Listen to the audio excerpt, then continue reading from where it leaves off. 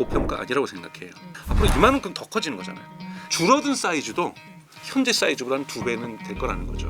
플란티어도 이 기세가 꺾일 이유가 시장에서 발견되지 않는다라는 거예요. 커머셜 부분이 수익률이 거버먼트보다 훨씬 높습니다. 내년에도 영업 하나도 안 해도 2분기 매출이 거기 있는 거잖아요. 챗GPT가 못 올라가면은 버블 터지는 겁니다. AI 거품 터지면 제가 보기에는 하이닉스하고 삼성전자는 주가는 반토막 이상 날 거예요.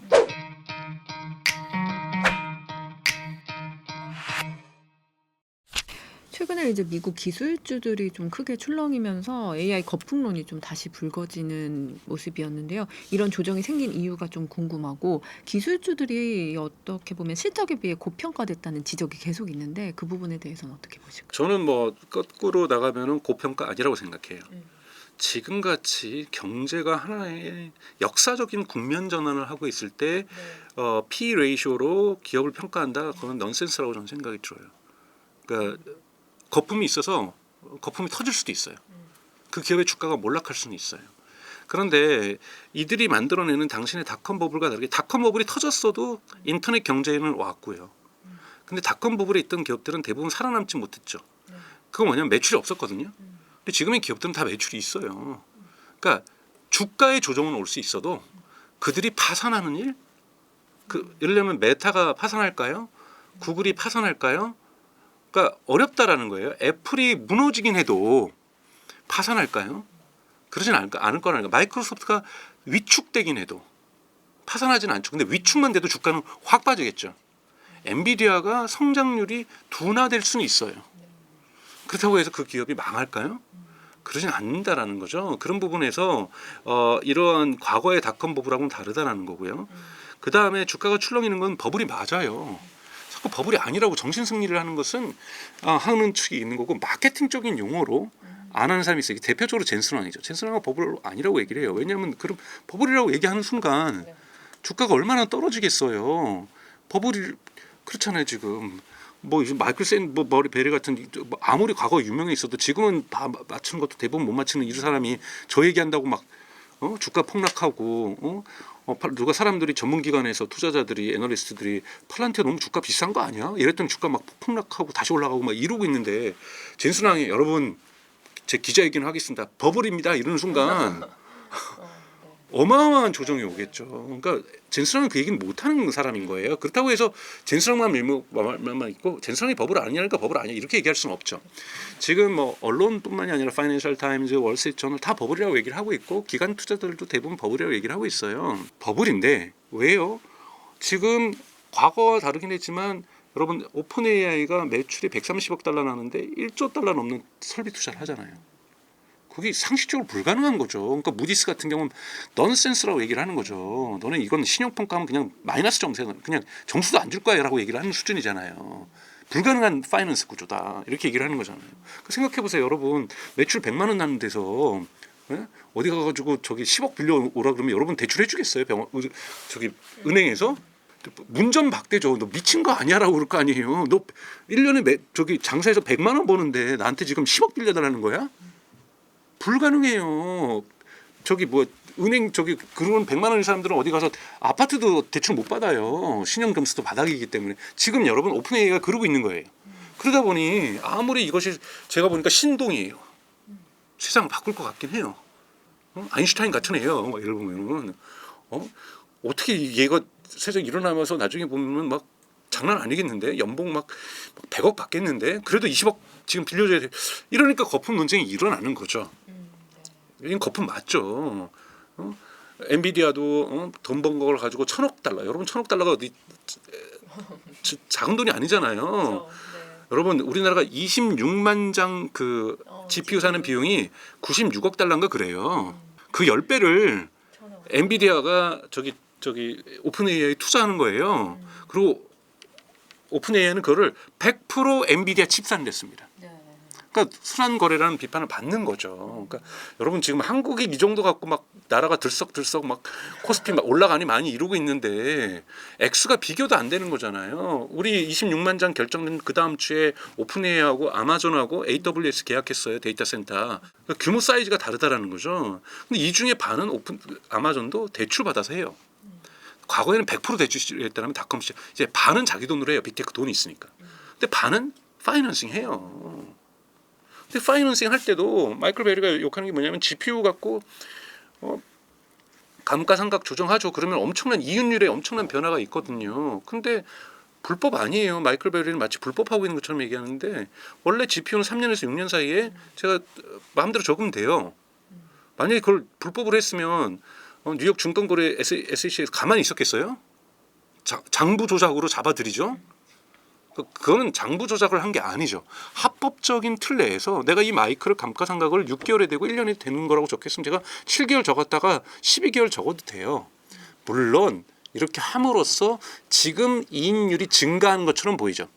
왜냐하면 감가상각은 여러분 비용이니까 비용을 3년 만에 쪼개서 할 거면 저의 비용이 커지기 때문에 저의 이익은 그만큼 줄어들고요.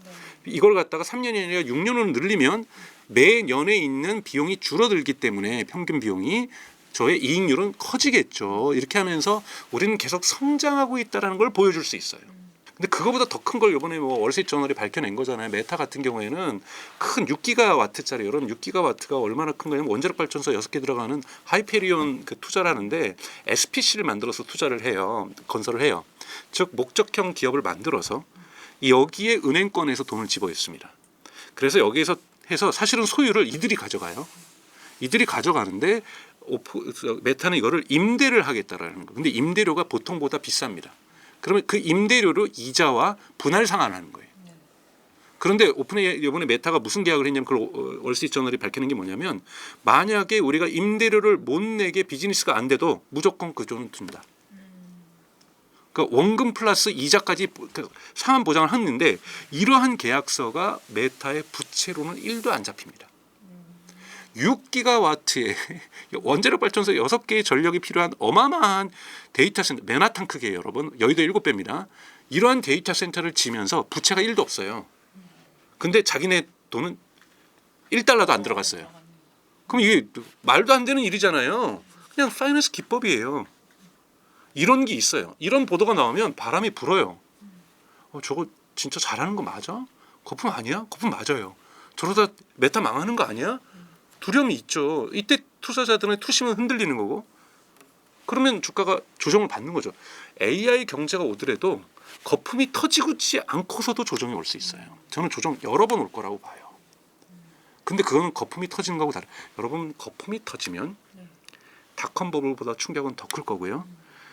2008년 9년의 금융위기보다 충격은 더 클 겁니다. 미국이 이번에 AI가 없으면 투자가 없었으면 GDP도 마이너스 성장할 뻔했다고 얘기까지 나올 정도잖아요. 그리고 한국에서 지금 여러분 AI 거품이 터지면 제가 보기에는 SK 하이닉스하고 삼성전자는 주가는 반토막 이상 날 거예요. 그리고 V자 반등 나오지 않을 겁니다. U자 반등 나올 거예요. 즉 되게 오래 밑에 있다가 올라올 거예요. 또는 W 반등 나겠죠. 반등돼서 올라왔다고 했더니 다시 꺼지는. 자, 이런 반등 여러분 최근 10년 동안 우리가 못 겪어본 거예요. 미국 주식에서는. 여러분 한번 생각해 보세요. 엔비디아가 막 박살 나고 SK 하이닉스 박살 나고 삼성전자 박살 나면 한국 분위기 어떨 것 같으세요? 이게 터지는 거예요. 이건 조정이 아니죠. 그냥 블랙 먼데이가 에브리데이 홀리데이 그냥 계속 되는 것이 AI 거품이 터지는 겁니다. 터지는 것과 조정은 구별하셔야 되고 터지는 않을 가능성이 있어요. 어떻게 안 터지냐? 결국은 돈 벌면 돼요. AI로. 닷컴 버블이 왜 터졌느냐? 매출이 안 나서 그런 거거든요. AI 그다음에 인터넷 경제는 왔어요, 오기는. 근데 그때 터지기 왜 터졌냐? 매출이 없어서 그래요. 근데 지금 매출이 있단 말이에요. 그리고 이 매출이 곧 만들어질 것도 있고 매출이 못 만들어지면 터지겠죠.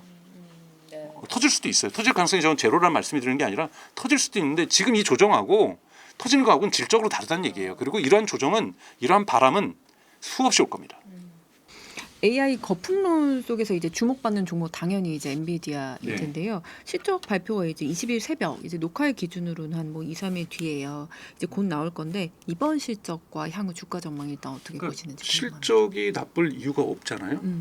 뭐 골드만삭스도 뭐 좋게 평가하고 뭐 시티뱅크도 좋겠다 뭐 이런 걸 떠나서 지금 거품에 있는 바람하고 지금 3분기에 엔비디아가 TSMC 공장이 뭐 화산 폭발이 일어나서 문을 닫은 것도 아니고 그렇잖아요. 그러니까 뭐 갑자기 여러분 작년까지는 전체 엔비디아 매출 중에 중국이 차지했던 게 13.9%인가 하여튼 14% 미만이에요. 근데 1분기, 2분기 때는 제로잖아요. 갑자기 3분기에 제로가 되는 게 아니라는 거예요. 이거 다 소화된 거잖아요. 1, 2분기 때. 그러니까 3분기에 그러니까 어닝 쇼크가 날 그 시장의 변동이 있냐라는 거예요. 예를 들자면 메타, 마이크로소프트, 아마존, 구글 저기 엔비디아의 주요 고객이잖아요. 이 네 개가 50% 넘잖아요. 근데 네 개가 올해 네 개 기업이 빅테크 네 개 기업이 올해 3천억 달러 설비 투자하기로 했다가 3,800억 달러로 늘렸잖아요. 자 그러면 예산을 줄인 것도 아니고 TSMC가 공장 문 닫은 것도 아니고 뭐 공장이 뭐 화재가 난 것도 아니고 화재 났을 때 주가 한번 떨어졌잖아요. 그러니까 엔비디아의 실적이 나쁠 객관적인 이번 이유가 3분기에는 없고 4분기에 나빠질 이유도 객관적으로 없고 내년에도 지금 뭐 오픈 AI가 내년에 문 닫을까요? 오픈 AI가 충격이 오더라도요 2027년이나 2028년이겠죠. 그러니까 설비 투자가 그렇다고 소프트뱅크가 엔비디아 주가 다 팔아가지고 오픈 AI 가지고 사실은 설비 투자하기로 했는데 결국은 엔비디아 거 칩 살 거예요. 소프트뱅크의 많은 돈은 엔비디아 주가 팔아서 주식 팔아서 엔비디아 GPU 살 거예요. 그런데 엔비디아의 실적이 나빠질 이유가 어디 있냐고요? 없어요.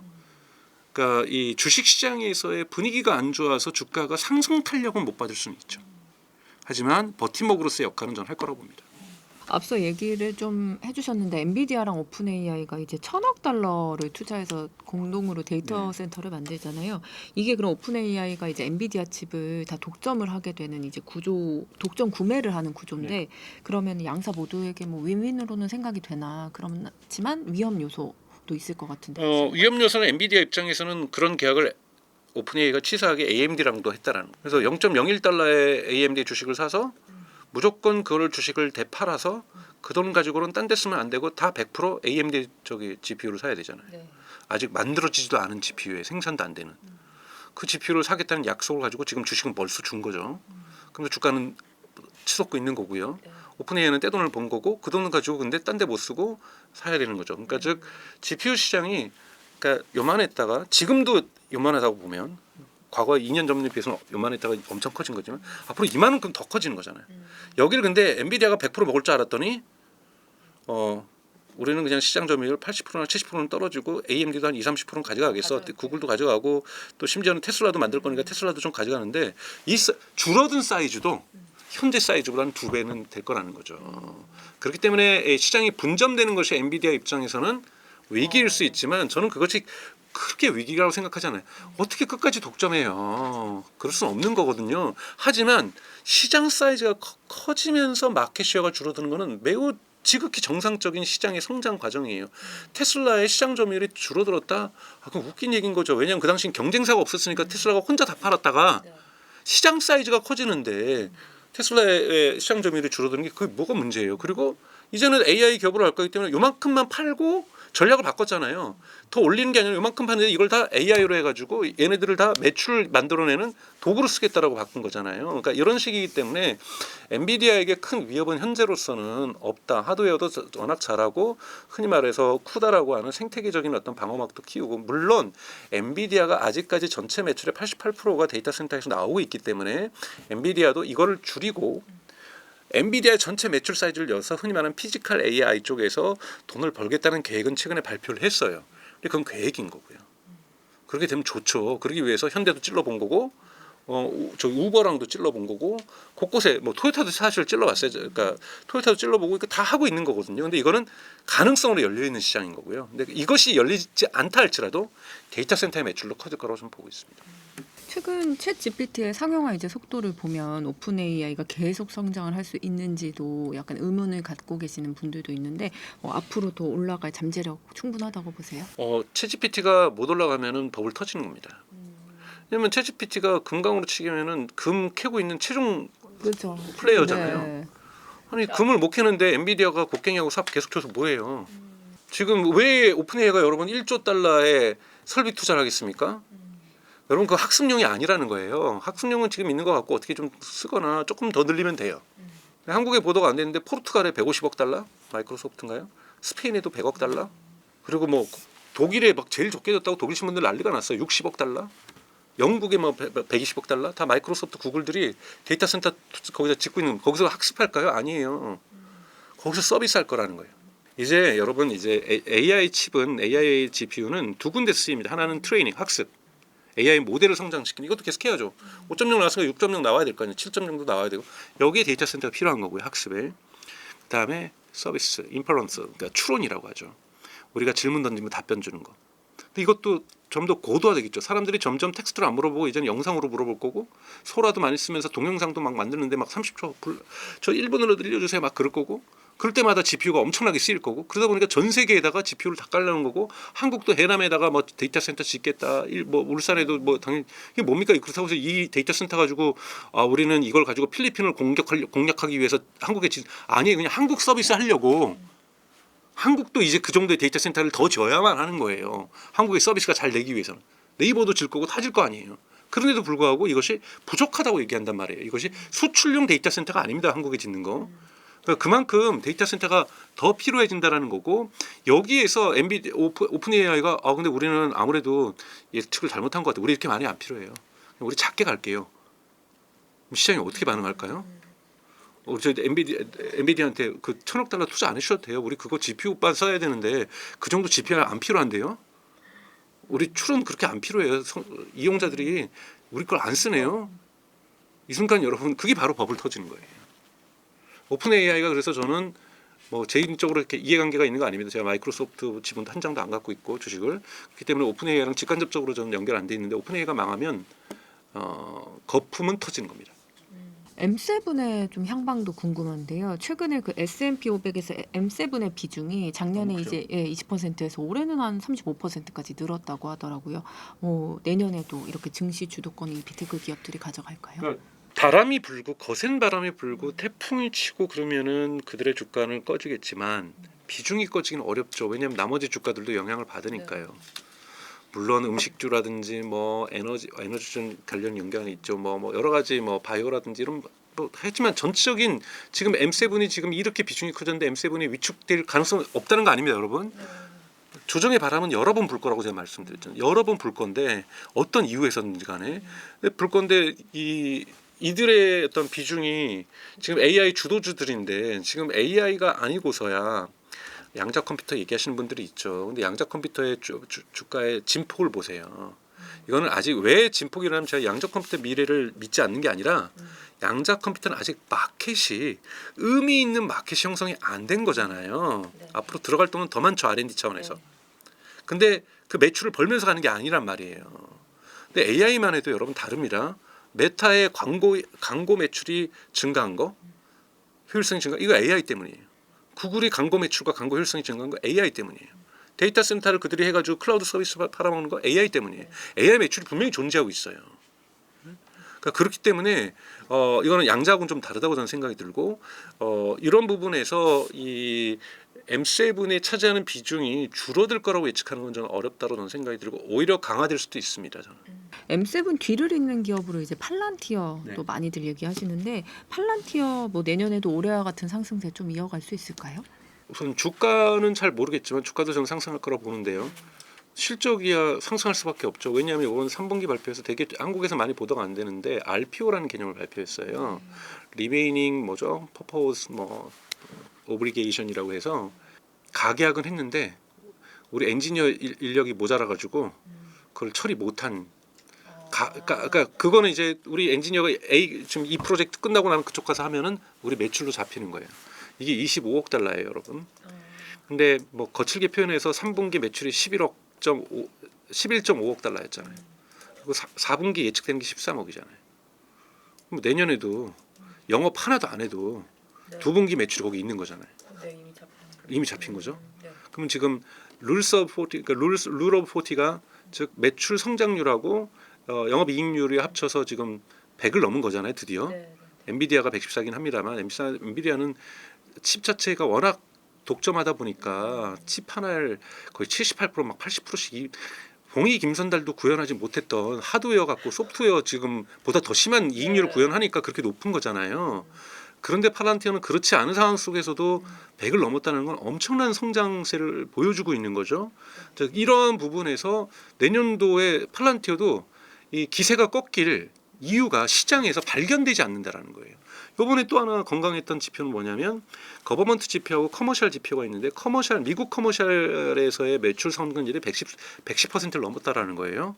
근데 커머셜 부분이 수익률이 거버먼트보다 훨씬 높습니다. 한 60% 넘다 그래요. 왜냐하면 여러분 아시겠지만 정부에다 납품하면 짜잖아요. 안정적인 대신에 수익률이 낮습니다. 그 대신 커머셜은 수익률이 높죠. 그런데 커머셜 부분이 점점 빠른 속도로 커지고 있다는 것 팔란티어에게 좋은 소식이죠. 그래서 펀더멘탈상 팔란티어가 나쁘다고 볼 근거는 내년에도 우선 없다라고 말씀드리고 싶습니다. 자산 운용을 말하는 수많은 단어 중 이지스의 단어는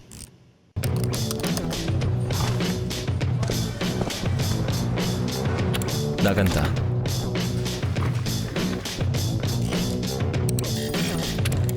높인다,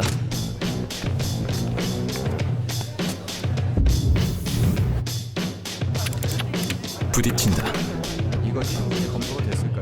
유감사와 함께 모여보고요. 그래도 혹시 모르니까 리스크는 많이 없앤다,